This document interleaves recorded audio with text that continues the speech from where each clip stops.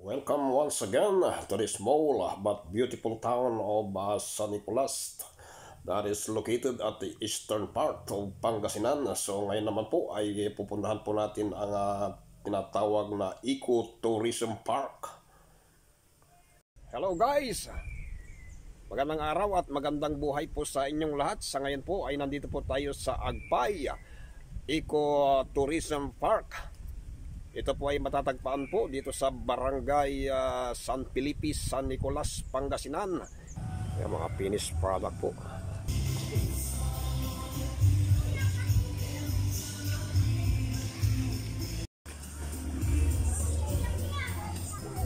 Dito naman po yung pole para po sa mga bata.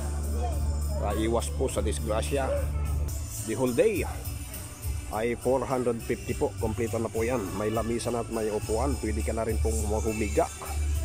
Ayan po, may ambulansya din po na nakaabang just in case po na may emergency. Ayan guys, mayroon po tayong malinis na palikuran o CR. Ayan po, pinaparintahan po yan ng 200 pesos. Pati na rin po yung upuan, syempre kasama na po yung upuan dyan sa maghapon mong gagamitin. Ay pinaparintahan naman po ng 300. Yan, full package na po yan. 300 na po ang renta po niyan sa maghapong gagamitin. Ayan po, yung table naman po at upuan ay pinaparent din po yan. Ayan po, ang table po is 20 pesos. At sa upuan po ay 5 pesos. Talagang yung presyo po nila ay pangmasa.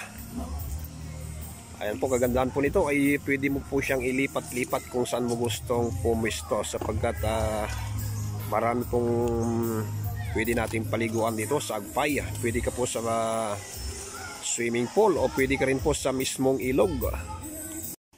Ayan naman po ang naihandang baon na niluto po ni Chef Ronnie Hernandez ng Century Park Hotel. Kaya ang baon po natin is pang Century Park. Ayan po si Chief Ronnie Hernandez. Ayan po naman po si Ma'am Jennifer Sanggalang, ang magaling mamitas ng patola. Ayan guys, silipin naman po natin yung paliguan sa mismong ilog. Nandito tayo ngayon sa Wishing Well. Ito naman po ang natural na tubig. Ito po ay ilog na dinibilap na lang para yung tubig niya po ay mag-form na pwede pong paliguan. So yan, kung tinitignan nyo po ay marumi pero malinis po yan dahil yung kulay lang po sa ilalim yung parang nagpapadumi. Saan po ay may speaker pong nakadeploy.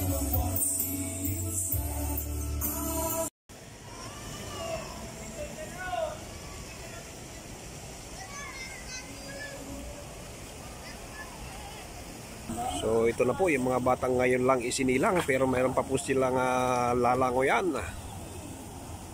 Mga banding-banding po ng mga magkakaibigan ay napakaganda po itong lugar ng Agpay Resort.